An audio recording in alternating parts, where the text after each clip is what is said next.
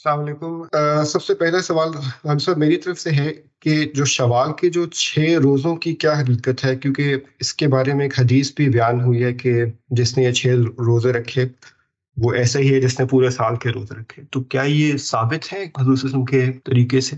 نفل روزوں کے بارے میں نبی صلی اللہ علیہ وسلم کی نسبت سے بیان کیا گیا ہے۔ اس طرح کی چیزوں میں چونکہ کوئی قابل اعتراض معاملہ نہیں ہے، نفل روزوں کا اجر اللہ تعالیٰ نے بھی قرآن میں فرمایا ہے کہ تم کوئی نیکی کا کام اپنے شوق سے کرو گے تو اللہ قبول فرمانے والا ہے۔ زیادہ سے زیادہ یہ کہا جا سکتا ہے کہ اس پر بشارت دی گئی ہے، یہ کہا گیا ہے کہ گویا تم نے پورے سال کے روزے رکھ لیے۔ یہ بات بھی سمجھ میں آتی ہے، مہینے کے روزے فرض تھے، رکھے، ایک مشقت کی عبادت ہے، اس کے بعد بندے نے متصل بعد 6 روزے اور رکھ لیے، اس پر اگر اس طرح کے اجر کو بیان کیا گیا ہے تو وہ بھی سمجھ میں آتا ہے۔ اس لیے میرے خیال میں کوئی قابل اعتراض بات اس میں نہیں ہے، تاہم بہت سے اہل علم اس روایت پر اعتراضات کرتے ہیں اور وہ اسے اس طرح قبول نہیں کرتے، بلکہ بعض تو اس سے آگے بڑھ کر بدعت کہتے ہیں۔ لیکن روایت بہرحال ہے اور روایتوں سے متعلق تحقیق میں اختلافات ہو جاتے ہیں۔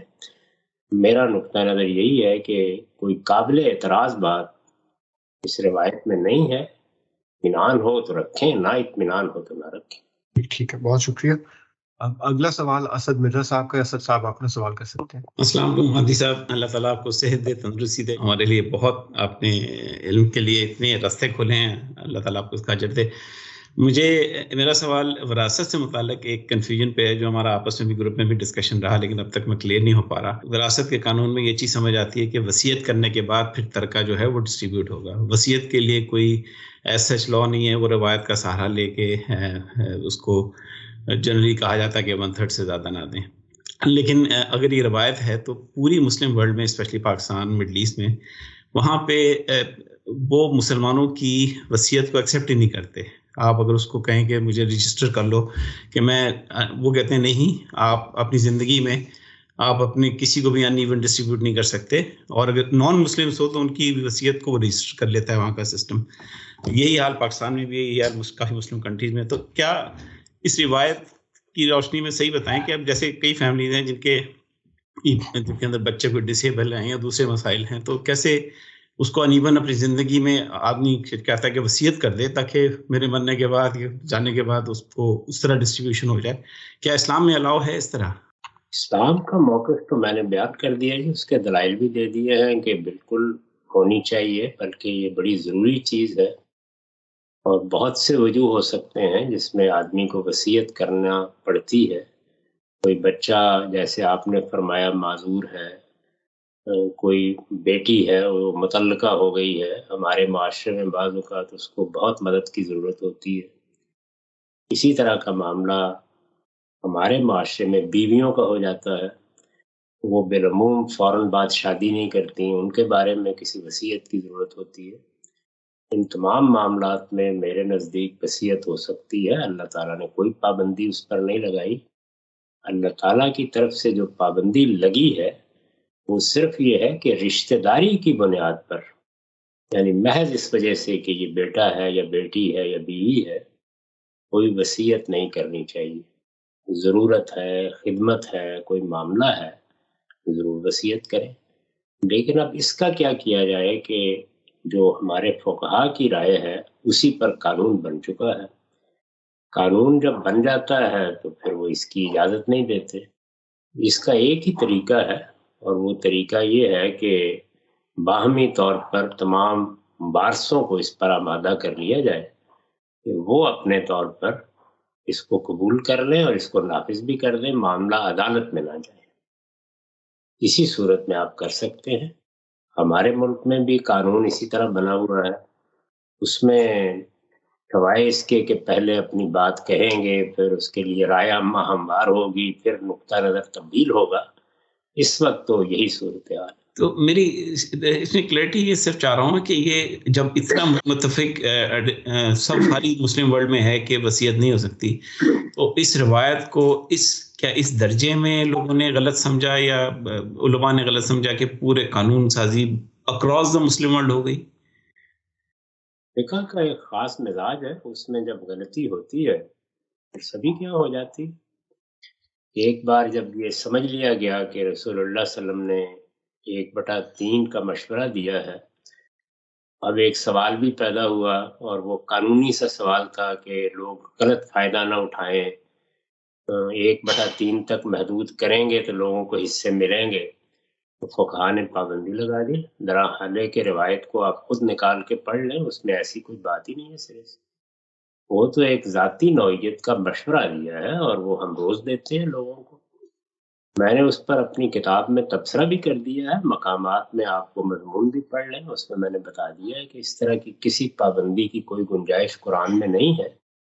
اللہ کی کتاب کے مقابلے میں کوئی روایت بھی کوئی حیثیت نہیں رکھتی، اگر ہوتی، یہاں تو ہے بھی نہیں ہے۔ تاہم فقہی موقف وہی ہے اور سب لوگوں نے اسی کو اختیار کر لیا ہے، اس لیے ہر جگہ قانون اسی طرح کے بن گئے ہیں۔ میرے علم میں نہیں ہے کہ عالم عرب میں کیا صورتحال ہے، وہاں دیکھ لینا چاہیے، ہمارے ہاں تو یہی قانون بنا ہوا ہے۔ میں کیونکہ رہا ہوں قامدی صاحب وہاں عرب میں کافی عرصہ، تو یہ پرابلم میرا ایک بچہ ڈسیبل بھی ہے، تو مجھے فیل ہوتا ہے کہ یہ قانون نہ ہونے کی وجہ سے کافی مسئلہ ہے کہ اس کو کیسے کیا جائے۔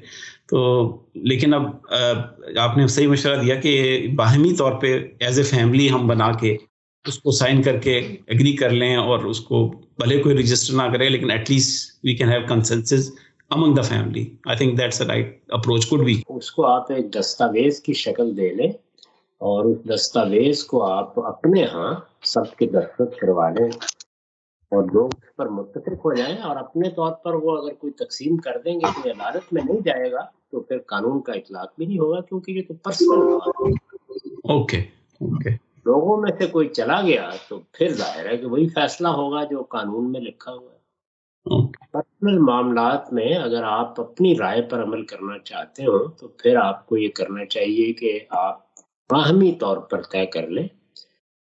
پرسنل معاملات میں آپ پابند نہیں ہیں، اس وقت عدالت کا فیصلہ نافذ ہوگا جب آپ عدالت میں، یعنی کوئی آدمی عدالت میں جائے گا۔ اوکے، نہیں، بہت شکریہ، جزاک اللہ سر۔ تھینک یو جی۔ اگلا سوال ذیشان کا ہے۔ ذیشان، آپ اپنا سوال پوچھ سکتے ہیں۔ السلام علیکم جاوید صاحب۔ جی، ایک حدیث ہے بخاری کی اور صحیح مسلم کی کہ اگر دو مسلمان تلوار لے کے ایک دوسرے کے سامنے کھڑے ہو جائیں تو دونوں جہنم میں جائیں گے، مرنے والا اس لیے کہ وہ بھی اس اقدام کے لیے آیا تھا۔ پھر ہم نے قرآن ابھی جب کلاسز کے دوران ہم نے بھی پڑھا کہ اگر دو مسلمانوں کے بیچ میں اختلاف ہو جائے تو جنگل میں جا کے پتے کھا کے گزارا کر لے، لیکن اس اختلاف کا حصہ نہ ہو جائے۔ اب اس پس منظر میں جو بڑی جنگیں ہوئی مسلمانوں کے بیچ میں، بالخصوص جنگ جمل، اس کو آپ کس طرح دیکھتے ہیں؟ اور یہ حدیث کی موجودگی میں لوگوں نے کس طرح سے گروپ بنایا ہوگا صحیح اور غلط کی تفریق کا، اس کو ذرا سا واضح کر سکتے ہیں؟ حدیث بالکل صحیح ہے اور اس میں جو بات کہی گئی ہے وہ بھی بڑی معقول بات ہے۔ ایسا ہونا ہی نہیں چاہیے کہ لوگ ایک دوسرے کی جان لینے کے درپے ہوں۔ جان، مال، آبرو کو ہمارے دین میں حرمت حاصل ہے۔ کسی کا مال چھیننا، کسی کی جان لینا، یہ بڑا جرم ہے۔ لیکن اس کا مطلب کیا ہے؟ اس کا مطلب یہ ہے کہ اگر آپ کے پاس کوئی جواز نہیں ہے، ورنہ تو ایک شخص قتل کر دیتا ہے تو ہم اس کی جان لیتے ہیں نا، قصاص میں اس کو قتل کرتے ہیں۔ اسی طرح فساد کے مجرموں کے خلاف بھی اقدام کیا جاتا ہے۔ تو یہ باہمی جنگ و جدال اگر بے سبب ہو رہا ہے، اس کے پیچھے کوئی جواز نہیں ہے، اس کو اللہ کے پیغمبر نے بہت سختی سے منع کیا ہے۔ ایک پہلو یہ ہے۔ دوسرا پہلو یہ ہے کہ مسلمانوں کا اگر کوئی نظم اجتماعی موجود ہے اور وہ کارروائی کر رہا ہے اور ہم اس کی مدد کرتے ہیں، یعنی جیسے پاکستان میں ایک باقاعدہ حکومت ہے یا آسٹریلیا میں ایک باقاعدہ حکومت ہے، وہ باقاعدہ حکومت کسی فساد کرنے والے کے خلاف اقدام کرتی ہے یا عدالتی طور پر قصاص کا فیصلہ کرتی ہے تو اس میں تو جان لی جائے گی۔ مختلف گروہ اٹھ کھڑے ہوئے ہیں اور وہ خانہ جنگی کی صورتحال برپا کیے ہوئے ہیں۔ اس میں بہت سختی کے ساتھ رسول اللہ نے ہدایت کی ہے کہ اس سے الگ ہو. جب اس طرح سے مختلف گروہ اقتدار کی جنگ لڑ رہے ہوں تو اپنے آپ کو الگ کر لینا چاہیے. چنانچہ بہت سے صحابہ کے بارے میں ہم جانتے ہیں کہ انہوں نے جب یہ دیکھا کہ یہ جنگ شروع ہو گئی ہے اور 4-5 سال کم و بیش کی صورتحال رہی تو وہ بالکل الگ ہو گئے. ان کو آمادہ کرنے کی کوششیں کی گئیں لیکن وہ نہیں ہوئے. اس کی ایک بڑی نمایاں مثال عبداللہ بن عمر رضی اللہ عنہ ہے، اور بھی بعض صحابہ بالکل الگ ہو گئے. سیدنا سعد بن وقاص کے بارے میں بھی یہی بیان کیا جاتا ہے. البتہ جو لوگ اس میں لڑ رہے تھے وہ اپنے پاس یہ عذر رکھتے تھے کہ ہم اس کا حق رکھتے ہیں. دونوں فریقوں کا موقف سن لیجیے. سیدنا علی رضی اللہ عنہ کے ساتھ جو لوگ تھے وہ یہ سمجھتے تھے کہ ہم نے بالکل درست اقتدار سنبھالا ہے. خود سیدنا علی کی بھی رائے یہی تھی. ایک فتنے کی صورت مدینے میں پیدا ہوئی تھی. مسلمانوں کے امیر المومنین کو قتل کر دیا گیا. اس میں اگر اقتدار نہ سنبھالا جاتا تو بڑی خراب صورتحال پیدا ہو جاتی. اس لیے امن و امان بڑا ضروری ہے. اقتدار سنبھالنے کے بعد ہم بتدریج چیزوں پہ کنٹرول کر لیں گے. بغاوت کی ایک صورت تو پیدا ہو گئی ہوئی تھی. بغاوت کی صورت پیدا ہو جائے اور کوئی شخص آگے بڑھ کے اقتدار سنبھال لے اور معاملات کو درست کرنے کی کوشش کرے تو اسے لڑنا پڑے گا. یہ ایک زاویہ نظر ہے جو انہوں نے اختیار کیا. اس کے جواب میں دوسرے گروہ کا نقطہ نظر یہ تھا کہ اس طرح کی بغاوت اگر ہوئی ہے اور آپ کے دائیں بائیں وہ لوگ نظر آ رہے ہیں ان کے بارے میں شبہ ہے کہ وہ قتل میں ملوث رہے ہیں، تو آپ پہلے ان کو سزا دیں، اس کے بعد ہم آپ کی حکومت مانیں گے. تو یہ اختلاف تھا. اس میں دونوں جانب اگر آپ دیکھیں تو ایک عذر کی گنجائش موجود ہے. اور اس طرح بعض اوقات ہو جاتا ہے سیاسی معاملات میں کہ دونوں آراء کے لیے کچھ دلائل ہوتے ہیں. صحابہ کرام بھی 3 گروہوں میں تقسیم ہو گئے. ایک نے یہ خیال کیا کہ سیدنا علی کا موقف درست ہے، ہمیں ساتھ دینا چاہیے. وہ امن و امان قائم کرنے کے لیے اور حکومت کا نظم بحال کرنے کے لیے کھڑے ہوئے ہیں. یہ بڑا خیر کا کام ہے. اگر ایسا نہ ہوا تو مسلمانوں کی پوری جمعیت بکھر جائے گی. تو انہوں نے پورے شوق کے ساتھ ان کا ساتھ دیا. اس کے مقابل میں جو لوگ سیدہ عائشہ کے گرد جمع ہو گئے یا انہوں نے عثمان رضی اللہ عنہ کے قصاص کا مطالبہ کیا، امیر معاویہ رضی اللہ عنہ کے گرد جمع ہوئے، وہ بھی اپنی جگہ اس خیال کر رہے تھے کہ اس طرح کے باغی گئے ہیں، مدینے پر قبضہ کر لیا ہے انہوں نے. وہی لوگ جمع ہو کے حضرت علی کو اب امیر المومنین بنا کے ان کے پیچھے چھپنے کی کوشش کر رہے ہیں، اس لیے ان کا کلا کما ہونا چاہیے. تو یہ 2 زاویہ نظر تھے. ان کی بنیاد پر جس نے جس چیز کو درست سمجھا پوری جانبداری کے ساتھ وہ اس کے لیے لڑنے مرنے کے لیے تیار ہو گیا.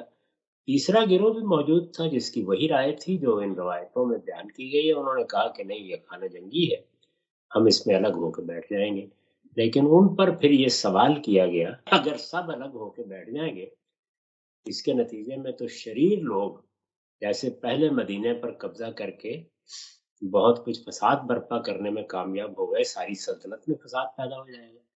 اگر آپ دیکھیں تو ہر آدمی کے پاس کہنے کے لیے کچھ ہے. اس طرح کے موقعوں پر اجتہادی رائے قائم کی جاتی ہے. یہ کوئی محض کسی کو مارنے کے لیے اٹھنا نہیں ہے، بلکہ کوئی امن و امان کے نام پر، کوئی قصاص کے نام پر، کوئی فساد کو روکنے کے جذبے سے تلوار اٹھا رہا ہے. تو ان کے محرک اور نیت کو اگر ہم زیر بحث نہ لائیں، جو بات وہ کہہ رہے ہیں اس میں معقولیت ہے، تو میرے خیال میں تو تینوں موقف ایسے ہیں جن کی گنجائش ہے. اب میں آج بیٹھ کر یا آپ کل بیٹھ کر اس میں اگر کوئی رائے قائم کرتے ہیں تو اس کو میں زیادتی سمجھتا ہوں. حالات میں یہ فیصلہ وقت پر ہی کرنا ہوتا ہے اور مشکل ہوتا ہے. میں اگر اپنے باہر گھر سے نکلا ہوں اور میں نے دیکھا ہے کہ میرا ایک مسلمان بھائی دوسرے کو مارنے کے لیے نکل رہا ہے اور میں اس کو روکنے کے لیے گھر سے پستول لے کے آ جاتا ہوں کہ میں اس کو بچاؤں گا اور اس میں کسی کی جان چلی جاتی ہے، تو اس پر وہ حکم تو نہیں لگایا جا سکتا جو روایت میں بیان ہوا ہے. اصول کے طور پر یوں سمجھ لیجیے کہ اصل بات وہی ہے جو حضور نے بیان کی کہ کسی فساد کا حصہ نہ بنو، کسی پر تلوار نہ اٹھاؤ، کسی کے خلاف اسلحہ نہ اٹھاؤ، لیکن ایسی ہر بات میں یہ شرط لگی ہوتی ہے کہ اگر کسی کا حق دلوانا پڑ جائے، کسی مظلوم کی مدد کرنی پڑ جائے، تو پھر تو ایسا ہوگا۔ سیدنا معاویہ یا سیدہ عائشہ کے ساتھ جو لوگ تھے وہ یہ سمجھتے تھے کہ سیدنا عثمان مظلومانہ قتل ہو گئے ہیں، ہمیں ان کا قصاص لینا چاہیے۔ تو اس میں ہر ایک کے موقف کی ایک بنیاد ہے، سیاسی معاملات کو ایسے سمجھنا چاہیے ہمیشہ۔ جی ٹھیک ہے، بہت شکریہ، سمجھ آ گیا۔ بہت شکریہ جی۔ اگلا سوال کامران صاحب کا ہے۔ کامران صاحب اپنا سوال پوچھ سکتے ہیں۔ السلام علیکم عامدی صاحب۔ عامدی صاحب، میں آپ کا موقف اس حوالے سے جانتا ہوں کہ غلام احمد پرویز صاحب کے جو ترجمے اور اس کے حوالے سے آپ نے پیش کیا ہے وہ میں اس کو سمجھتا بھی ہوں اور ویسے ہی، لیکن جو انہوں نے حضرت عیسیٰ کی پیدائش کے حوالے سے قرآن سے کچھ چیزیں بیان کی ہیں، اور ان کا موقف یہ ہے کہ حضرت بی بی مریم نے، کیونکہ جو ہے وہ نن کے طور پہ جس طرح آج کل ہمارے یہاں ماڈرن دور میں نن ہوتی ہیں اس میں رول میں تھیں، تو انہوں نے شادی کر لی، اور یہ بات کی عیسائی ہمیں نہیں بتاتے بلکہ جو ہے انہوں نے چینج کر لیا اس کو بعد میں کہ وہ اللہ کے بیٹے تھے۔ اس حوالے سے آپ کی کوئی تحقیق یا آپ کی کوئی ہمیں تحریر مل سکتی ہے جس کو ہم پڑھ کے جو اس حوالے سے اپنا ذہن کلیئر کر سکیں؟ یہ بات قرآن میں کہاں لکھی ہوئی ہے یہ جو آپ نے بیان فرمائی؟ غلامی صاحب، غلام احمد پرویز صاحب نے قرآن کے ترجموں کو اس طرح سے یعنی کہ بیان کیا ہے جس میں انہوں نے مفہوم یہ نکالا ہے کہ کہیں پہ بھی یہ واضح نہیں ہے کہ اللہ تعالیٰ نے یہ کہا ہے کہ میں نے ان کو بغیر باپ کے پیدا کیا ہے، بلکہ انہوں نے اس کی پھر مزید اپنی طرف سے جو تشریح کی ہے اس میں یہ بات وضاحت کی۔ قرآن میں تو اس طرح نہیں لکھا ہوا کہ انہوں نے شادی کر لی تھی، تو یہ اس لیے میں نے آپ سے چاہا کہ آپ کی طرف سے اگر آپ نے ان قرآن کی جو تمام آیات ہیں اس کے حوالے سے کوئی موقف رکھا۔ اتنا بڑا غیر معمولی مسئلہ تھا جس میں ان کے بن باپ کے پیدا ہونے کی بنیاد پر پورا مسیح مذہب کھڑا تھا۔ قرآن کو ایک لفظ کہہ دینا چاہیے تھا کہ وہ بن باپ کے پیدا نہیں ہوئے۔ اللہ تعالیٰ کو ہمارے ایمان سے کیا دشمنی ہے جو وہاں ایک پوری تصویر کھینچی گئی ہے کہ فرشتہ آیا اور اس نے گفتگو کی، اور سیدہ نے آگے سے یہ کہا کہ مجھے تو کسی آج تک مرد نے چھوا نہیں ہے، میرے ہاں اولاد کیسے پیدا ہو جائے گی، اور پھر اس نے کہا کہ میں تو تمہیں اللہ کی طرف سے یہ بشارت دینے کے لیے آیا ہوں۔ اس گفتگو کی وجہ کیا ہے؟ یہ تو کرنے کی کوئی ضرورت ہی نہیں۔ اس سے تو معلوم ہوتا ہے کہ اللہ تعالیٰ کے بارے میں ہم بہت سوء ظن رکھتے ہیں کہ اس کو اتنی وضاحت سے بھی اپنی بات کرنی نہیں آتی جیسے میں آپ کرتے ہیں۔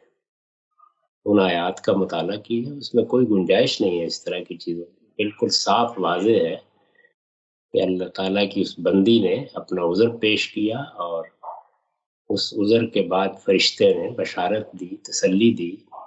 کسی نے بھی نہیں کہا کہ تم تو اپنے شوہر سے حاملہ ہو جاؤ گی اور یہ ہو جائے گا اور وہ ہو جائے گا، بلکہ اس سے پہلے حضرت یحییٰ کا واقعہ بیان ہوا ہے۔ وہاں پر بھی خرق عادت ہی ہوا۔ ایک بوڑھی بانجھ عورت ہے، وہ خود بھی اس عمر سے گزر چکے ہیں۔ ہم جانتے ہیں کہ 50-55 کے بعد کم و بیش ناممکن ہی ہوتا ہے کہ اولاد پیدا ہو جائے۔ وہاں بھی حضرت یحییٰ پیدا ہوئے، تو اس لیے وہ سارا واقعہ بیان کرنے کی کوئی ضرورت پھر سمجھ میں نہیں آتی کیوں بیان کیا ہے اللہ تعالیٰ نے۔ جی شکریہ علی صاحب، بہت شکریہ۔ جملہ کافی تھا، بات ختم ہو جاتی۔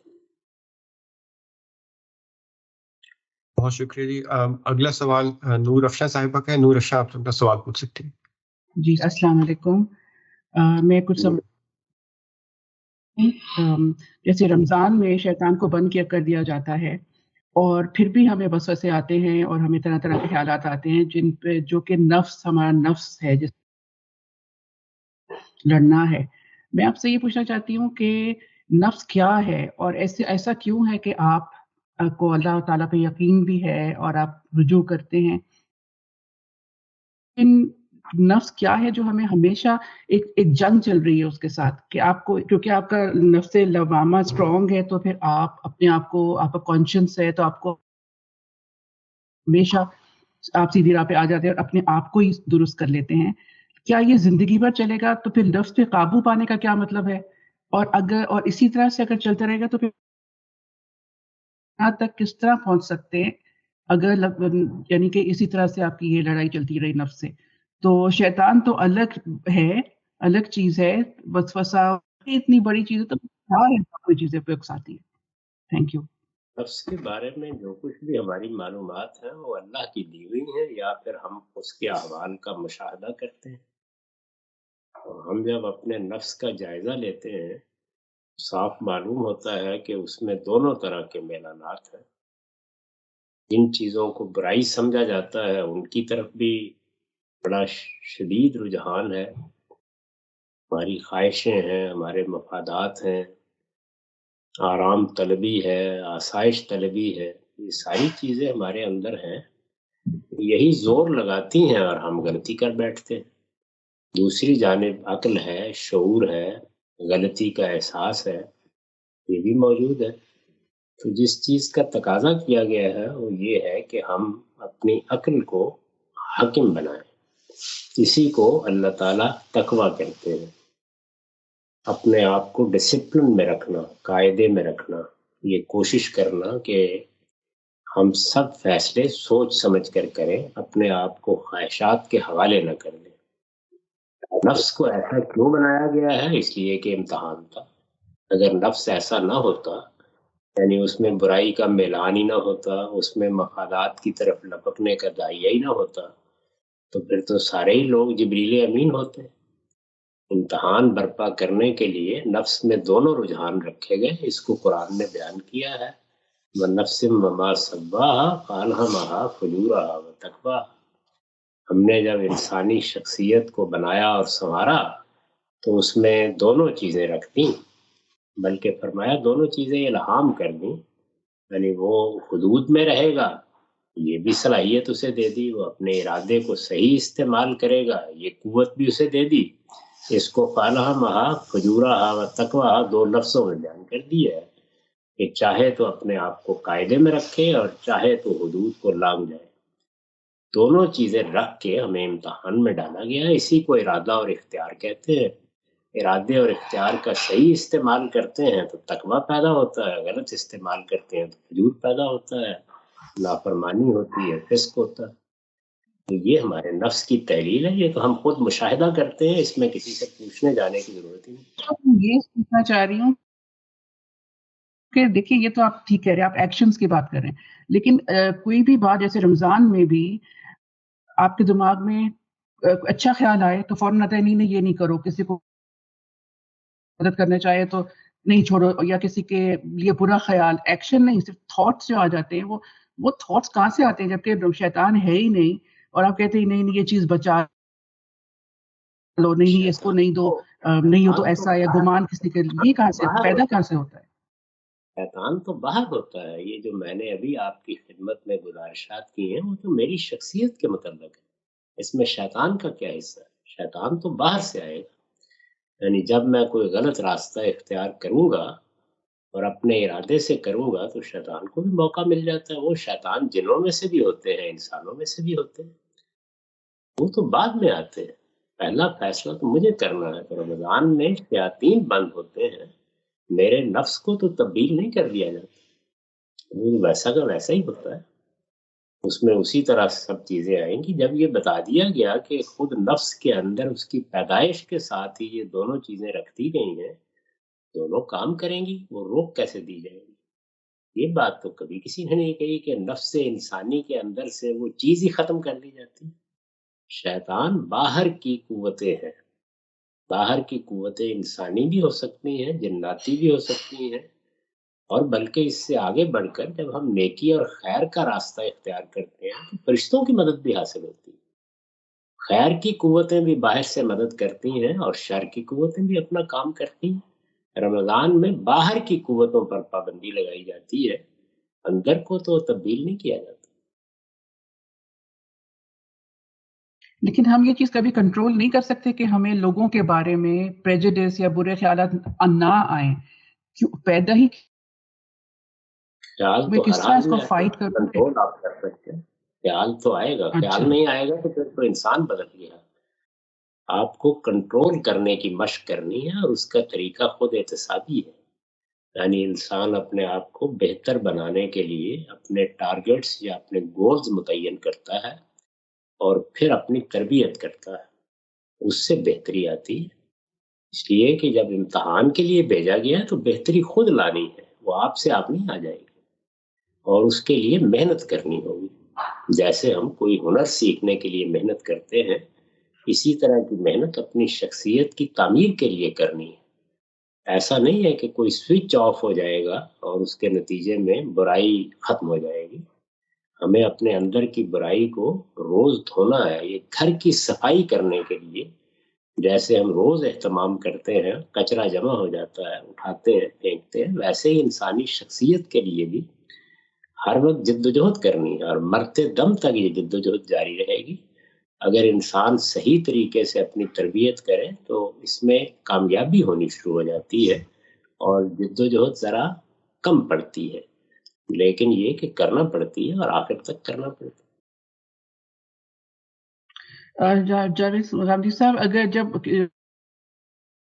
سے مطمئنہ تک کوئی پہنچ جائے تو پھر اس طرح کی باتیں دماغ پہ نہیں آتی، یا وہ تب بھی چلتا رہتا ہے؟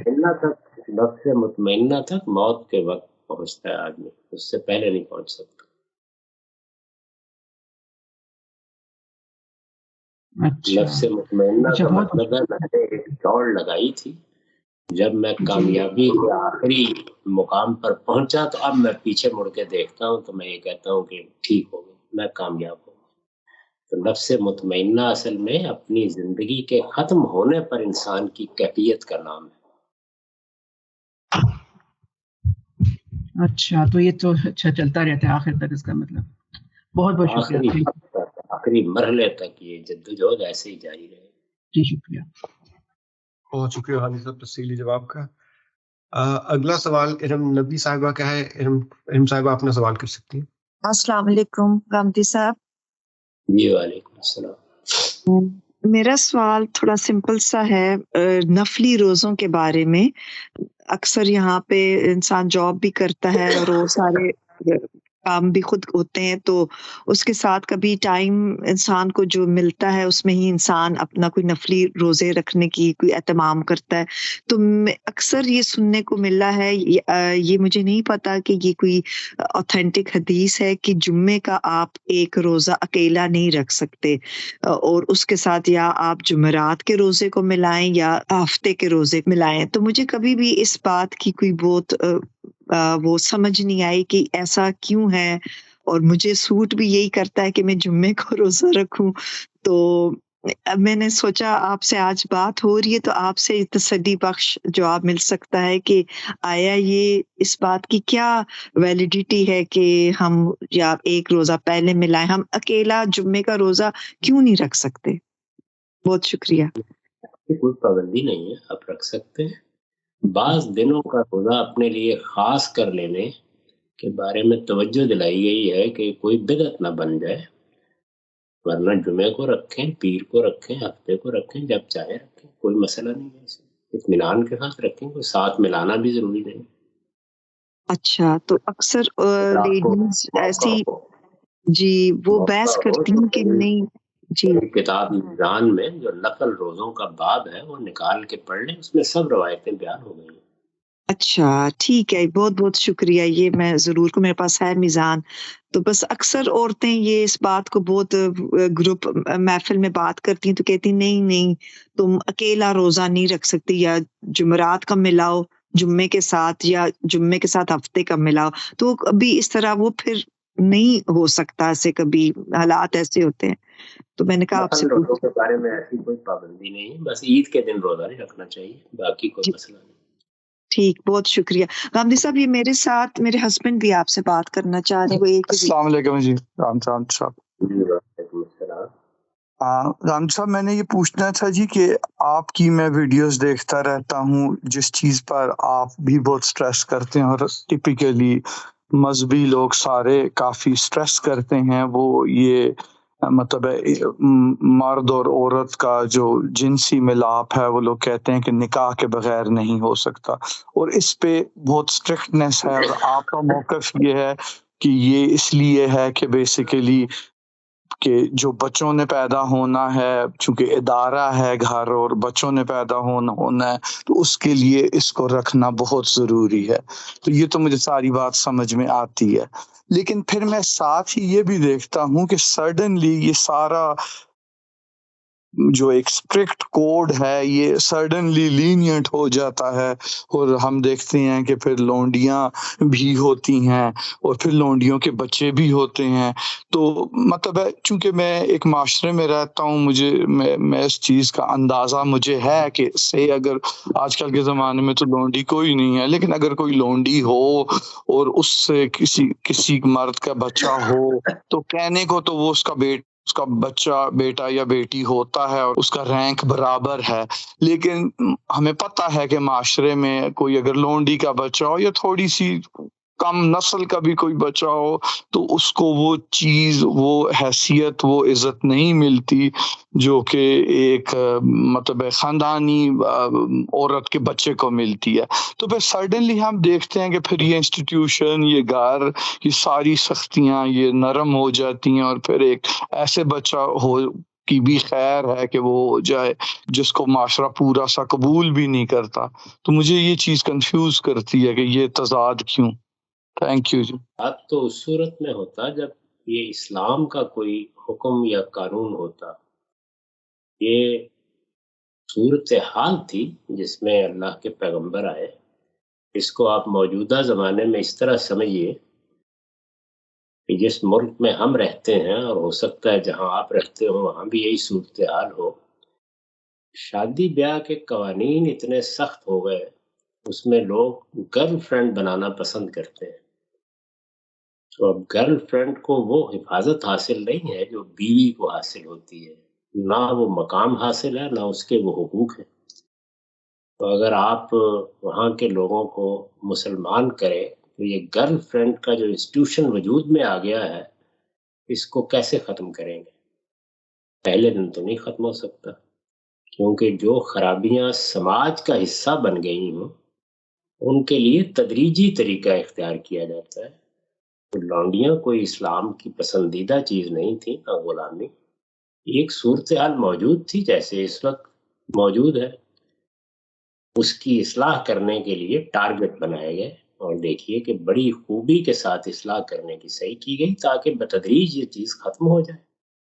ایسی چیزیں ختم کرنا آسان نہیں ہوتا، وہ سماجی تانے بانے کا حصہ بن چکی ہوتی ہیں، سوسائٹی کی ساخت میں شامل ہو جاتی ہیں. موجودہ معاشرے میں اگر آپ کوشش کریں کہ آپ امریکہ میں یا آسٹریلیا میں گرل فرینڈ کے انسٹیٹیوشن کے خاتمے کا اعلان کر دیں، دیکھ لیجیے کیا صورتحال پیدا ہوگی. جب آپ کو موقع ملے، خدا کرے کبھی، تو آپ بھی اس میں تدریج اور گریجولی اصلاح کا طریقہ اختیار کریں گے. اس دوران میں چیزوں کو رکھنا پڑتا ہے، برقرار رکھنا پڑتا ہے. چنانچہ ان بچوں کو تحفظ دینا پڑے گا جو گرل فرینڈ سے پیدا ہوئے ہیں. ان کے باہمی تعلقات، روابط کو قبول بھی کرنا پڑے گا. ان کو سوسائٹی میں جگہ بھی دینی پڑے گی، اور آہستہ آہستہ آپ شادی کے ادارے کو محکم کریں گے. دنیا کے ہر سماج میں دوسرے درجے کی خواتین پیدا ہو جاتی ہیں. یہ اس سے پرابلم پیدا ہوتا ہے. یہ پرابلم ہے، یہ نہ کوئی اسلام کا حکم ہے. اسلام کا مزاج یہ ہے کہ وہ سماجی نوعیت کے معاملات میں جب کوئی چیز پرابلم کی صورت اختیار کر لے تو اس کو تدریج سے گریجولی ختم کرتا ہے. تو دونوں چیزیں کر دی گئی، یعنی ایک تو لونڈیاں جہاں سے پیدا ہوتی تھیں اس کو روک دیا گیا، اور یہ کہا گیا کہ اب جنگ ہوگی تو اس میں قیدیوں کا تبادلہ کیا جائے، قیدیوں سے فدیہ لے لیا جائے، قیدی احسان کے طور پر رہا کر دیے جائے، کسی کو غلام یا لونڈی نہ بنایا جائے. دوسرا یہ تھا کہ لونڈیوں اور غلاموں کو کہا گیا کہ وہ چونکہ جو کماتے تھے وہ انہیں اپنے مالکوں کو دینا ہوتا تھا کہ وہ مکاتبت کر لیں اور مہلت لے لیں جس میں وہ اپنی قیمت ادا کر کے رہائی حاصل کر لیں. اس کو سورہ نور میں ایک حکم کے طور پر بیان کر دیا گیا. یہ تدریجی طریقہ ہے اس کو ختم کرنے کا. بیماری موجود ہے، اس کی اصلاح کیسے کی جائے؟ اس کی اصلاح کے لیے ایسے ہی کرنا پڑے گا. یہ تو امریکہ میں بھی جب غلامی ختم کی گئی ہے تو ایسے ہی کرنا پڑے گا. اس کا کیا تعلق ہے اس سے؟ اسلام چاہتا کیا ہے؟ وہ یہ کہ میاں بیوی کا رشتہ ہو، دونوں کے حقوق ہو، دونوں کا ایک محکم تعلق ہو، اسی میں سب معاملات کیے جائیں. لیکن اگر پہلے سے یہ چیز موجود ہے سوسائٹی میں کہ گرل فرینڈ کو بھی ایک حیثیت سوسائٹی نے دے دی ہوئی ہے، پھر 24 گھنٹے میں ختم نہیں کیا جا سکتا. جی بالکل. تھینک یو جی، تھینک یو، السلام علیکم. بہت شکریہ جی. اگلا سوال سلمان سعید صاحب کا ہے. سلمان صاحب آپ نے سوال کر سکتے ہیں. بعد السلام غنی صاحب، مجھے آپ کی وہ حدیث پروجیکٹ کے بارے میں تھوڑی سی اپڈیٹ چاہیے تھی. کہ ایک تو یہ کہ کیونکہ آپ لوگوں سے ہمیں یہ بات معلوم ہوئی ہے کہ کوئی تقریباً اگر ڈپلیکیشنز کو ریموو کر دیا جائے تو تقریباً 70,000 روایات ہیں، اور جو ہے المورد اس پہ کام بھی کر رہا ہے. تو ابھی تک کیا سچویشن ہے اور کہاں تک اس کام کو پہنچا ہے، اور کیا ٹائم لائن ہے کہ یہ کب تک انشاءاللہ ریلیز ہو جائے گا؟ بہت شکریہ. میرا خیال ہے اس وقت پہلی جلد اس کی اشاعت کے مرحلے میں ہے. مجھے کوئی واقعی معلومات تو نہیں ہے، لیکن میرے پاس وہ تیار ہو کے آئی تھی. میں نے اس کا دیباچہ مقدمہ وغیرہ لکھا ہے. امید ہے وہ شائع ہو جائے گی. اس وقت تک کتنا کام ہوا ہے، کتنا باقی ہے، اس میں حسن صاحب ہیں، ان سے آپ پوچھ لیں، وہ آپ کو زیادہ بہتر معلومات دے سکتے ہیں. میں تو بس اللہ کے بھروسے پر کام شروع کر چھوڑتا ہوں، نہ پیچھے مڑ کے دیکھتا ہوں کتنا ہو گیا ہے، نہ آگے دیکھتا ہوں کتنا. بہت شکریہ، السلام علیکم. اگلا سوال فرحان صادق صاحب کا ہے. فرحان صاحب آپ نے سوال کر سکتے ہیں. السلام علیکم غامدی صاحب. میرا سوال سنت اعمال کے برابر میں ہے کہ جیسے ہمیں بتایا جاتا ہے کہ یہ سنت عمل ہے، اس کو ایسے کرنا چاہیے. سوال یہ ہے کہ آیا اگر آپ اس عمل کو نہیں کرتے تو کیا اس پہ پوچھ ہے؟ جیسے ایک مثال دوں گا کہ جیسے بچہ اگر پیدا ہوتا ہے تو میں نے سنا کہ اس کے پیدا ہونے سے پہلے آپ اس کا نام نہیں رکھ سکتے، مطلب سنت میں یہ کہ 7ویں دن رکھا جائے. تو اس طرح کے معاملات میں سنت پہ عمل اگر نہ ہو تو آیا اس پہ پوچھ ہے؟ اور جیسے یہی ہے کہ اگر بچے کا نام پہلے رکھ دیا تو آیا کیا یہ غلط اقدام ہے، یا اس میں کوئی مطلب گناہ یا اس طرح کی غلطی نہیں ہے، کر سکتے؟ ایسی کوئی سنت نہیں. سنت کیا چیزیں ہیں، آپ میری کتاب میزان اٹھائیے، اس کی بالکل ابتدا میں نے اس کی فہرست بنا دی ہے. وہی چیزیں سنت ہیں، اور ان میں سے بھی ہر چیز فرض اور واجب نہیں ہوتی. بعض چیزیں فرض ہیں، جیسے نماز ہے، جیسے حج ہے، جیسے روزہ ہے، اور بہت سی چیزیں اس میں فرض کے درجے کی نہیں ہوتی. وہ آپ کریں گے اللہ تعالیٰ اجر دے گا. اگر کوئی غلطی ہو جائے گی یا نہیں کرے گا آدمی تو صغیرہ گناہ ہوگا. سنتوں کی فہرست آپ وہاں سے دیکھ لیں. اس طرح کی کوئی چیز سنت میں شامل ہی نہیں. یہ تو عربوں کے رواج تھے، وہ عام طور پر 7ویں دن نام بار رکھتے تھے. اس طرح کی رسوم ہر قوم میں ہوتی ہیں، اس کا کوئی تعلق دین سے یا اللہ کے حکم سے نہیں ہے. جی صحیح، بہت شکریہ، تھینک یو. اگلا سوال جی عمر صاحب کا ہے. عمر صاحب اپنا سوال پوچھ سکتے ہیں. السلام علیکم غامدی صاحب. جی السلام علیکم غامدی صاحب. وعلیکم السلام.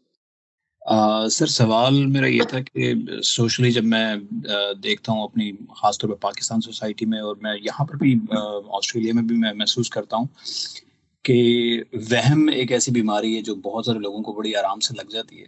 بہت سارے لوگ کانسپریسی تھیورسٹ ہیں اور وہ اس طرح کی چیزوں کے اوپر بلیو بڑی جلدی کر لیتے ہیں. تو اس کے ایک تو یہ کہ اسباب کیا ہوتے ہیں بیسیکلی ذہنی طور پہ سائیکولوجیکلی آپ کی نظر میں اس کے کیا اسباب ہوتے ہیں، اور پھر اس کو دور کرنے کا سوسائٹی میں بھی اور جنرلی اپنی لائف کے اندر سے بھی کیا طریقہ ہونا چاہیے؟ عام بیماریوں کو دور کرنے کا وہ جسمانی ہو یا روحانی ہو، علاج کرنا چاہیے.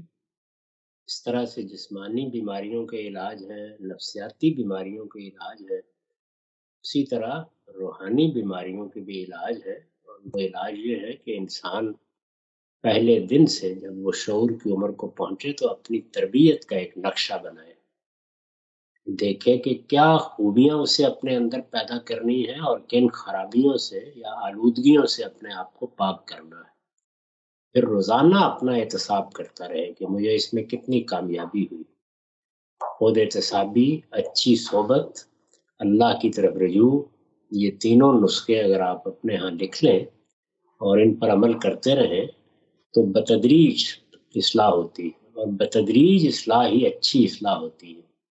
انسان کا معاملہ سوئچ آن سوئچ آف کا نہیں ہے، اس میں وقت لگتا ہے، آہستہ آہستہ آدمی اوہام سے نجات پا لیتا ہے۔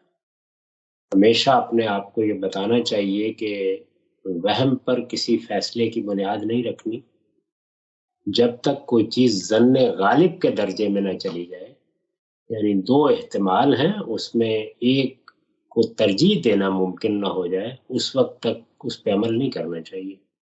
وہم کو ذہن سے جھٹک کر چھوڑ دینا چاہیے۔ اگر یہ بیماری کے حد تک چلا جائے تو کسی اچھے ماہر نفسیات سے رجوع کر لینا چاہیے۔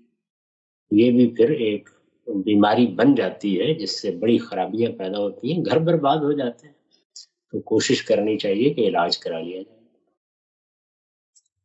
جزاک اللہ سر۔ اس میں چونکہ میری ریسنٹلی ایک دوست سے بات ہوئی تو وہ ایک بڑا کامن سا مسئلہ میرے ساتھ شیئر کر رہے تھے کہ وہ وضو کرتے ہوئے بھول جاتے ہیں کہ انہوں نے ابھی پراپر طریقے سے وضو کیا بھی ہے یا نہیں، وہ مطلب مس کر جاتے تھے، اور یہ مطلب ایک ایسی کرونک لیول پہ شاید ان کی تھی کہ وہ بہت دیر لگاتے تھے پھر اس وضو کو کمپلیٹ کرنے میں کبھی کبھی۔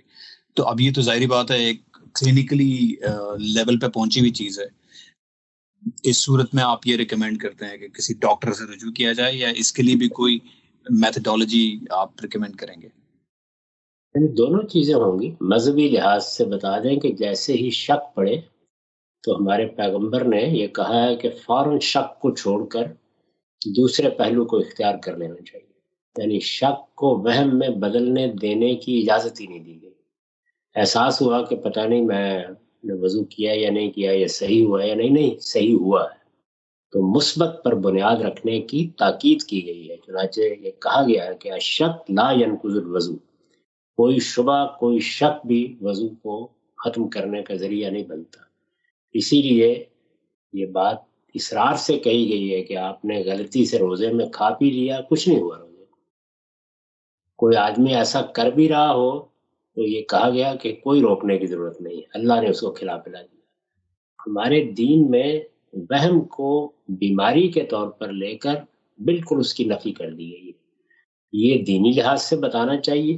تاہم جب انسان بیمار ہو جاتا ہے تو محض بتانے سے وہ صحیح نہیں ہوتا، اس میں اچھا ہے کہ کسی ماہر نفسیات سے اور کسی مسلمان ماہر نفسیات سے جو مذہبی معاملات سے ہمدردی رکھتا ہو رجوع کر لیا جائے۔ جزاک اللہ سر، تھینک یو۔ شکریہ جی۔ اگلا سوال احسن صدیقی صاحب کا ہے۔ احسن صاحب آپ میں سوال کر سکتے ہیں۔ السلام علیکم۔ وعلیکم السلام۔ اچھا ڈاکٹر صاحب، میرا جو سوال ہے وہ کھانے پینے کی حلال اور حرام چیزوں کے حوالے سے ہے۔ اس پہ بنیادی طور پہ تو ایک گائیڈنگ پرنسپل جو کہ مبہم چیز ہے اس کے بارے میں پوچھنا چاہتا ہوں، پھر اسی سے ریلیٹڈ ایک اسپیسیفک چیز کے بارے میں۔ ایک تو یہ کہ کوئی بھی چیز جو حلال حرام واضح طور پہ بتا دی گئی ہے کہ یہ کھانا حرام ہے اور یہ حلال چیزوں میں آتی ہے، اس کے علاوہ کوئی اگر چیز آپ کے ڈسکشن میں آپ کی اس میں آ جائے کہ پتہ نہیں یہ حلال ہے حرام، تو اس کو کیسے ہم جو ہے نا اس تک پہنچیں گے کہ ہاں یہ کھائی جا سکتی ہے یا نہیں۔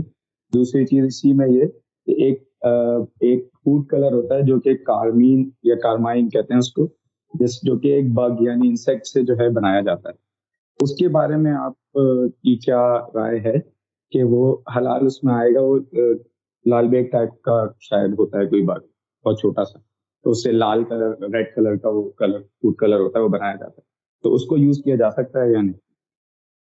اور اسی سے ریلیٹڈ ایک اور کوشچن بھی ہے کہ ٹڈے کے بارے میں ہم نے سنا ہے ٹڈی یا ٹڈا وہ حلال ہوتا ہے، لیکن لال بیگ کے بارے میں بہت سے لوگ کہتے ہیں حلال نہیں ہے، یہ ہم کیسے پتہ چلے گا کہ یہ لال بیگ حرام ہے اور ٹڈا حلال ہے؟ اس کے پیچھے کیا لاجک ہے؟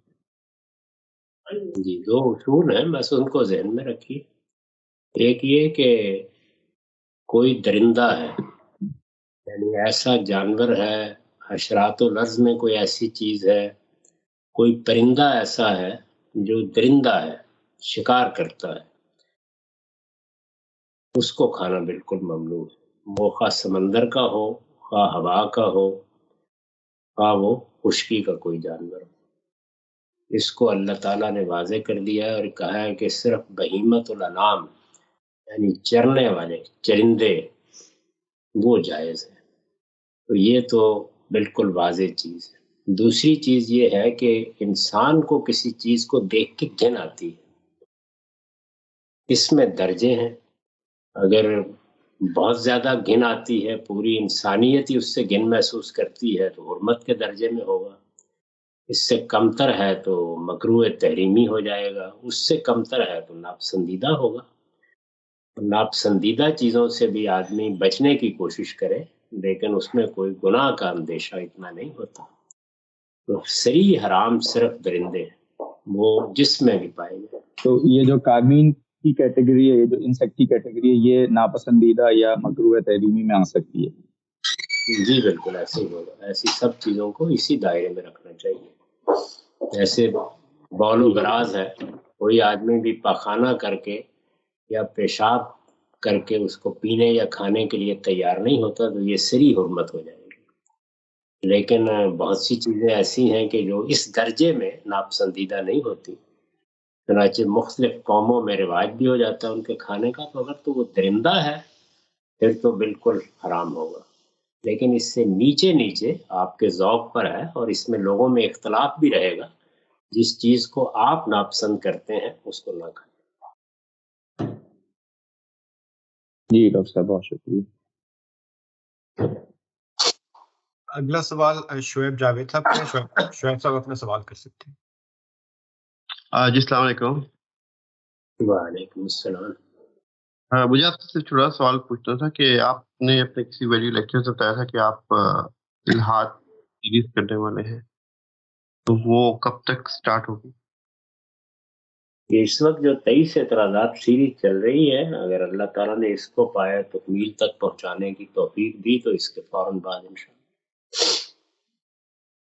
اس کو کوئی رف ایسٹیمیٹ انداز؟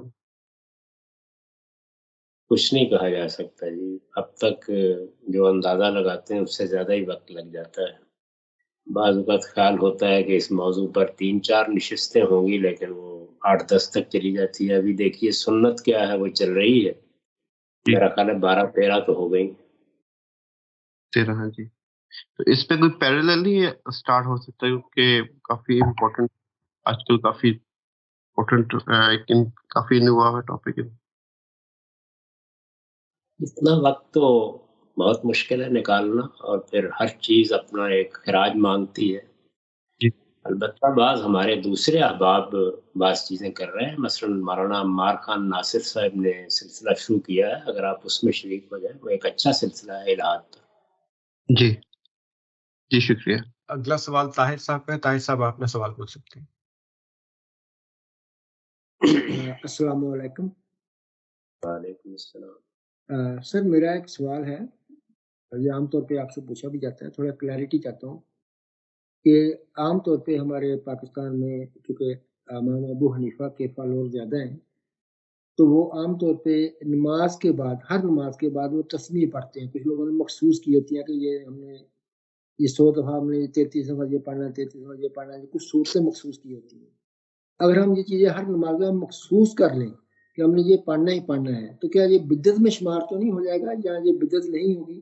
اور جو ہم تسبیح اپنے طور پہ بنا لیتے ہیں، تسبیح فاطمہ ہے، یہ تسبیح فلاں ہے، کہ ہم نے یہ مخصوص کر لی ہیں، ان کے بارے میں تھوڑا جاننا چاہ رہا تھا کہ یہ کس لیول تک یہ جائز ہے اور کس لیول تک یہ بدعت میں شامل ہوئے، کہاں یہ نہیں کرنی چاہیے. Thank you. اللہ کا ذکر، اللہ کی حمد، اللہ کی تسبیح، اللہ سے دعا وہ آپ انفرادی طور پر مقرر کر لیں، آپ مقرر کیے بغیر کریں، بالکل جائز ہے. لیکن وہ آپ کی ذات تک محدود رہنا چاہیے. جس وقت آپ اس کو دوسروں کے لیے ایک رسم بنائیں گے تو وہ بدعت ہو جائے گی. میں نے اپنے طور پر طے کر لیا کہ میں روزانہ قرآن مجید کا اتنا حصہ پڑھوں گا. طے کر لیا کہ میں اللہ کی حمد اتنی مرتبہ کروں گا. اس میں کوئی بدعت کا سوال نہیں، یہ تو نفل چیزیں ہیں، آپ جب چاہیں جتنا چاہے کریں. لیکن میں مسجد میں جب نماز پڑھاؤں گا تو وہاں اس طرح کا کوئی کام نہیں کروں گا.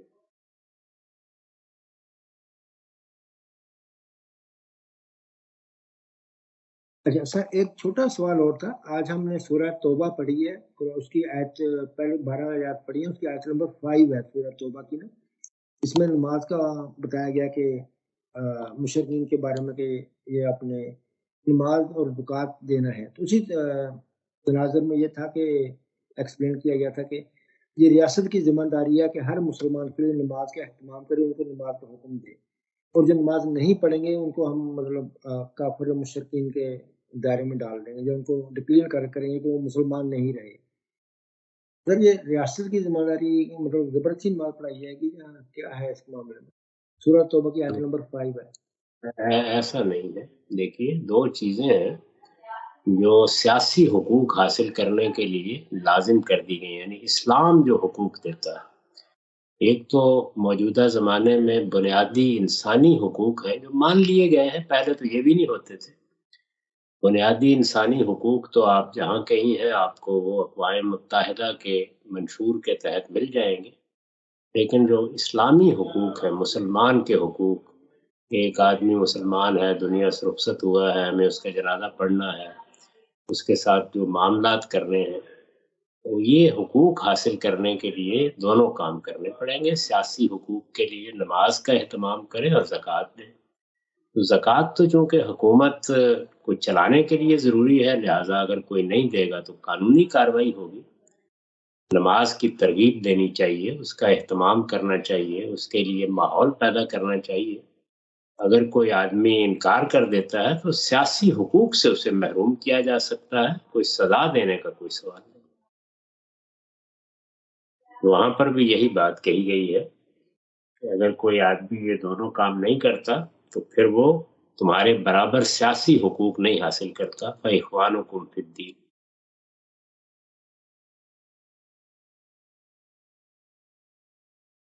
جی تھینک یو۔ تھینک یو جی۔ اگلا سوال محمد الیاس صاحب کا ہے۔ محمد صاحب آپ نے سوال پوچھ سکتے ہیں۔ السلام علیکم سر، یہ آج اصل میں قرآن شریف کی کلاس میں ہم لوگ سورہ نساء کی آیت 171 70 اس طرح پڑھ رہے تھے، یا یہ اہل الکتاب لا تغلوا فی دینکم، تو اس کے اندر وہ آیا کہ انما المسیح عیسی ابن مریم رسول اللہ وکلمتہ القاہ الی مریم وروح منہ۔ اس پہ تھوڑا سا مسئلہ پیدا ہو گیا، سارے لوگ مختلف قسم کی رائے دے رہے تھے۔ یہ اس میں اللہ تعالیٰ نے اس کو رسول کہا ہے اور کلمہ کہا ہے اور روح کہا ہے عیسیٰ علیہ السلام، تو یہ کلمہ اور روح سے کیا مراد ہے؟ کہ اس کی کوئی خصوصیت ہے یا ہم سب لوگ کلمہ اور روح ہے؟ تمام انسانی نفوس کلمہ اور روح ہی ہیں، وہ اللہ تعالیٰ کی طرف سے صادر ہوتا ہے، اور اس کے بارے میں بتایا گیا ہے کہ اس کے صدور کی شکل یہ ہوتی ہے کہ اللہ پھونک دیتے ہیں، اسی سے ہمیں شعور حاصل ہوتا ہے، اسی سے نفس انسانی ہمارے وجود میں آتا ہے۔ حضرت مسیح بھی ایسے ہی اللہ کا کلمہ اور اللہ کی روح تھے، بس فرق صرف یہ ہے کہ ہمارا قالب زمین سے تیار ہوتا ہے، ان کے قالب کے لیے اللہ تعالیٰ نے اپنا کلمہ نازل کیا، یعنی کن کا وہی کلمہ جو ابتدائی انسان کے بننے کا ذریعہ بنا، وہی کلمہ ان کے قالب کو بنانے کا ذریعہ بنا، اور روح اسی طریقے سے اوپر آئی۔ تو دونوں باتیں بیان کر دی گئی، کیونکہ ان کا قالب بنانے کے لیے باپ کی طرف سے جو کچھ ملتا ہے وہ نہیں تھا، اس لیے خاص طور پر کہا گیا کہ اللہ تعالیٰ نے براہ راست جس طرح آدم کو پیدا کرتے وقت کلمہ کن صادر فرمایا تھا، ایسے ہی کلمے سے ان کی پیدائش ہو۔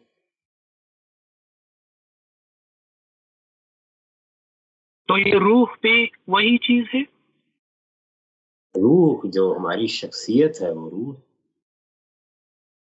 اور روح منہ کہا ہے، ہمارے بارے میں بھی کہا ہے، سب انسانوں کے بارے میں کہا ہے کہ جس وقت تم بن جاتے ہو، تمہارا قالب تیار ہو گیا، تو پھر نفخت فیہ من روحی، وہاں پر بھی یہی کہا ہے، پھر میں اپنی روح اس میں پھونک دیتا ہوں، اس سے تمہاری شخصیت وجود پذیر ہو جاتی ہے۔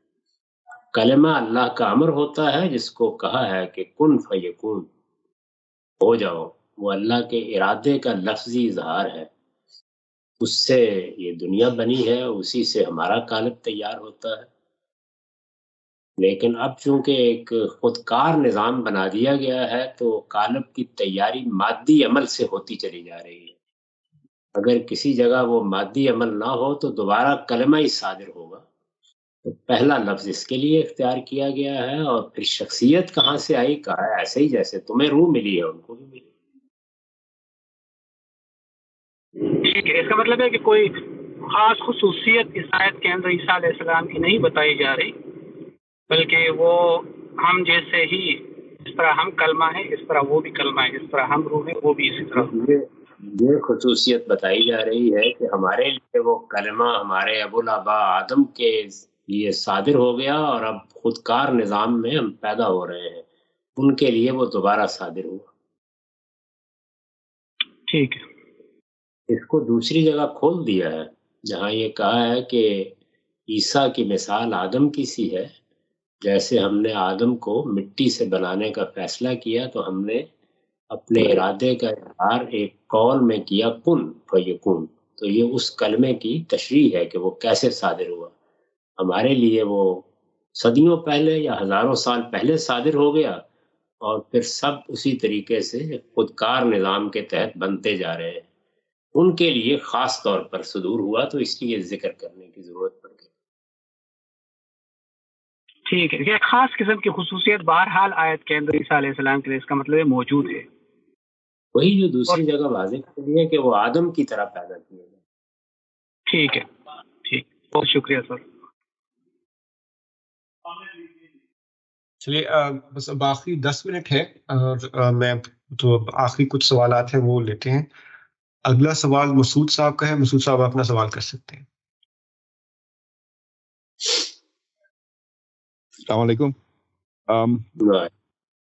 میرا سوال اگین انہیریٹنس سے ہے اور little application in western world, جس میں کہ بچہ لوگ آج کل اپنی مارگیج نہیں لے سکتے ہیں، کافی ایکسپینسو ہوا ہے، ان کی ڈپازٹ کے پیسے نہیں ہیں، تو ان کو اسٹارٹ کرنے کے لیے وہ اپنے گھروں میں چلے جائیں. تو یہاں رائج ایک چیز ہوئی ہے کہ لائک پیرنٹس ان کو وہ ڈپازٹ دے دیتے ہیں اور ان کو اپنے وہ جو بھی مارگیج دے سکتے ہیں، پھر وہ اپنے گھروں میں شامل ہو جاتے ہیں. کیا یہ میرے پاس 4 بچے ہیں، میں نے ایک بچے کا کر لیا، مجھے کیا چاروں کے بچوں کے لیے کرنا پڑے گا یہ سارا، اور سیم اماؤنٹ دینا پڑے گا یا ویرینگ اماؤنٹ ہو جائے گا؟ زندگی میں آپ پر کوئی پابندی نہیں ہے، جو جی چاہے کریں، انصاف کے ساتھ کریں جو بھی کرنا. انہیریٹنس کا تعلق تو مرنے کے بعد سے. زندگی میں آپ بچوں کی تعلیم پہ خرچ کریں، ان کو سیٹل کرنے پہ خرچ کریں، ہر بچے کے لحاظ سے ہوگا. ہو سکتا ہے ابتدا میں ہماری آمدن ایسی ہو کہ کہیں کسی گورنمنٹ اسکول میں بچے کو پڑھایا ہو، بعد میں اچھے حالات ہو گئے تو کسی بچے کو ہم نے آکسفورڈ ہارورڈ بھیج دیا. یہ تو حالات پر ہے، بس اپنی طرف سے بے انصافی نہیں کرنی چاہیے. زندگی میں کوئی پابندی نہیں لگائی اللہ تعالیٰ. آپ کا مال ہے، جس طرح چاہے خرچ کریں.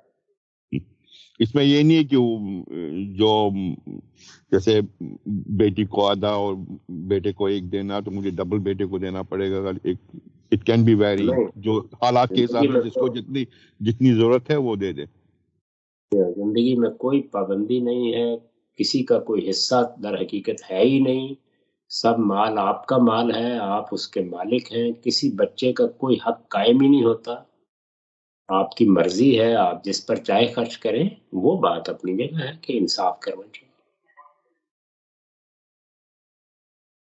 ٹھیک ہے سر، تھینک یو. بہت شکریہ جی. اب کچھ لوگوں کے جو پہلے سوال کر چکے ہیں انہیں کی طرف سے اور کچھ مزید سوالات ہیں. اسد مرزا صاحب آپ کا سوال. جی بہت شکریہ حارث.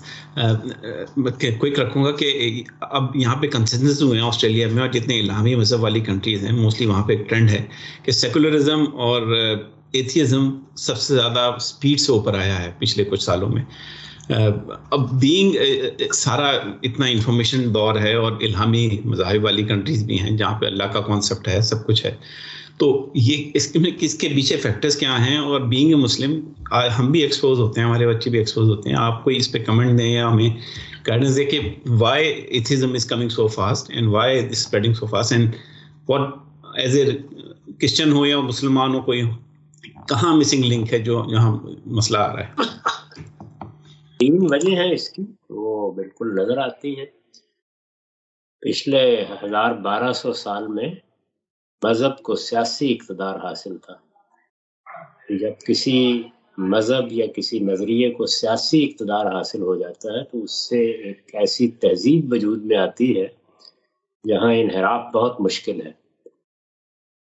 تو ہمیں ماضی میں یہ چیز کم نظر آتی ہے. اگر لوگ الحاد اختیار بھی کرتے تھے تو اظہار کرنے میں ان کو مشکل ہوتی تھی. موجودہ زمانے میں مذہب کا اقتدار، سیاسی اقتدار عالمی سطح پر ختم ہو گیا. لوگوں کو آزادی مل گئی. پہلے وہ باتیں کہہ نہیں سکتے تھے، اب کہہ دیتے ہیں. ایک وجہ یہ ہے. دوسری وجہ یہ ہے کہ سائنسی علوم نے لوگوں میں یہ اعتماد پیدا کر دیا ہے کہ شاید وہ بات ٹھیک ہے کہ یہی کائنات ہماری خالق ہے. چنانچہ آپ پوچھیں تو وہ جواب میں یہ کہتے ہیں کہ ہم چونکہ بہت تحقیق کر رہے ہیں اور نئے نئے راز کھل رہے ہیں تو عنقریب معلوم ہو جائے گا کہ ہم اسی کائنات کے ذریعے سے پیدا ہو رہے ہیں، اس کے پیچھے کوئی علیم حکیم ہستی نہیں ہے. تو سائنس کی کامیابیوں نے ایک خاص طرح کا اعتماد اور تکبر پیدا کر لیا ہے، اور بار بار لوگ اس کی طرف رجوع کرتے ہیں. کوئی نئی کامیابی ہو جاتی ہے تو اور سرشار ہو جاتے ہیں. یہ چیز بھی اس سے پہلے دنیا میں کبھی اس طرح نہیں ہوئی. یعنی انسان کو جو کامیابیاں پچھلے 200-250 سال میں حاصل ہوئی ہیں وہ اتنی غیر معمولی ہیں کہ اس سے اس طرح کا احساس پیدا ہو جانا کوئی بعید از قیاس چیز نہیں ہے. تیسری چیز یہ ہے کہ جو اس وقت مذہبی تعبیرات موجود ہیں ان میں وقت کے ساتھ بعض خرابیاں پیدا ہوئی ہیں. ان خرابیوں کو مذہبی لوگ دور کرنے کے لیے تیار نہیں ہیں. اس سے نئی نسل میں ایک وحشت پیدا ہوتی ہے. کوشش کر رہے ہیں ہم کہ ان کو دور کریں. یہ 3 وجہ ہیں. ان 3 وجوہ پر کام کرتے رہنا چاہیے. باقی خدا کی دنیا امتحان کے لیے بنی ہے، اس میں ہر طرح کے حالات پیش آئیں گے. ہمارا کام اپنی جدوجہد کرنا ہے. ہو سکتا ہے کہ ساری دنیا ہی ماننے سے انکار کر دے. آخر قرآن کہتا ہے کہ صدیوں پہلے نوح علیہ السلام کی پوری قوم ہی نے انکار کر دیا. تو کچھ اس بارے میں کچھ آپ نصیحت کرنا چاہیں گے ایز اے مسلم پیرنٹس؟ ہمیں اپنی بیسک اسٹریٹجی میں کیا چیز کو توجہ زیادہ رکھنی چاہیے؟ اور ہم تو سب مسلمان ایز اے پیرنٹس جانتے ہیں کہ اپنے دین کو بچوں کو کیسے پروپیگیٹ کرنا ہے، بٹ گیون حالات میں کسی چیز پہ زیادہ اسٹریس کرنا چاہیں گے آپ؟ ایک ہی چیز ہے، مسلمانوں کی کسی ایک زبان سے اپنے بچوں کو آشنا کرے پوری طرح. وہ پڑھنا جانتے ہوں، اس کو لکھنا جانتے ہوں. کوئی ایک زبان، وہ عربی بھی ہو سکتی ہے، وہ فارسی بھی ہو سکتی ہے، وہ اردو بھی ہو سکتی ہے. سمجھ گیا. بہت شکریہ، بہت شکریہ خان صاحب. آخری سوال ہے کامران صاحب، آپ اپنا سوال پوچھ سکتے ہیں. جی السلام علیکم صاحب. 2 بہت کوئک کویشچنس. ایک بہیمۃ الانعام کے حوالے سے، کیا ہم مچھلیوں کو بھی اس میں ہی کاؤنٹ کریں گے؟ کیونکہ جو ہے اب مچھلیاں ہم جانتے ہیں کہ دوسری مچھلیوں کو کھاتی ہیں، صرف بڑی ویل مچھلیاں ٹائپ کی نہیں بلکہ چھوٹی مچھلیاں بھی ایک دوسرے کو کھاتی ہیں. اور دوسرا کویشچن یہ تھا کہ جو اول کا قانون ہے وراثت کے حوالے سے، اور آپ نے اس کے ایک پیرل جو اپروچ میں نے حسن یاسوئی کی سنی تھی، تو کیا یہ آپ صرف اب بتا رہے ہیں یا کوئی اور ایسا فرقہ یا کچھ اور لوگ تھے جو پہلے بھی جو ہے اس قانون کے برخلاف عمل کرتے رہے تھے؟ دوسرے سوال کا پہلے جواب دے دیتا ہوں. اس میں 3 رائے رہی ہیں. ایک اہل تشیع کی رائے ہے، وہ حضرت ابن عباس کے طریقے پہ عمل کرتے ہیں. اس میں عقلی طور پر قول ختم ہو جاتا ہے. دوسرا نقطہ نظر ہمارے سنی فقہا کا ہے، وہ سب کے سب قول کرتے ہیں. اور تیسرا نقطہ نظر وہ ہے جو میں نے بیان کیا ہے، اس کی بنیاد عقل پر نہیں ہے، اس کی بنیاد زبان پر ہے. اب بتایا ہے میں نے کہ قرآن کی بات ہی نہیں سمجھی گئی.